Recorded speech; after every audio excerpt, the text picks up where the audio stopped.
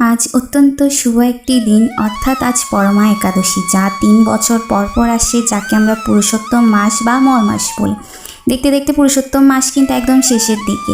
এই পবিত্র মাসে যত বেশি হরিনাম, দান ও ভালো কাজ করা যায়, ততই পুণ্য অর্জন করা যায়। ইতিমধ্যে অনেকেই ঈশ্বরকে এবার 33 জোড়া তুলসী পত্র অর্পণ করেছেন, আবার অনেকে 33টি ফুল ফল দিয়ে পুজো করেছেন, আবার অনেকে তেমন কিছু করতে পারেনি। আজ আমি এই ভিডিও তাদের জন্য বানাচ্ছি যারা এখন পর্যন্ত এই পবিত্র মাসটি কাজে লাগাতে পারেনি। তাদের জন্য আজ পরমা একাদশীতে সহজ কিন্তু খুবই কার্যকর ট্রিক্স থাকছে। নিয়মটি হলো, আজকে সবাই একাদশীটি রাখার চেষ্টা করবেন। পুজোর সময় একটি ঘিয়ের প্রদীপ জ্বালিয়ে শ্রীকৃষ্ণ বা নারায়ণের ছবি বা বিগ্রহে শ্বেতচন্দন সহকারে একটা তুলসীপত্র অর্পণ করবেন এবং ওম নমো ভগবতে বাসুদেবায় মন্ত্রটি 11 বার বা 108 বার জপ করবেন। এছাড়া সন্ধ্যায় বাড়ির মূল দরজার সামনে ও তুলসী মন্দিরে ঘিয়ের একটি প্রদীপ জ্বালাবেন।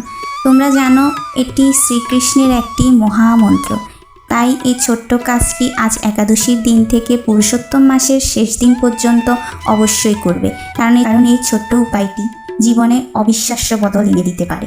তোমাদের পরিবারের মঙ্গলের জন্য ভিডিওটি এখনই আপনজনদের সাথে শেয়ার করে কমেন্টে লিখো, জয় শ্রী রাধাকৃষ্ণের জয়।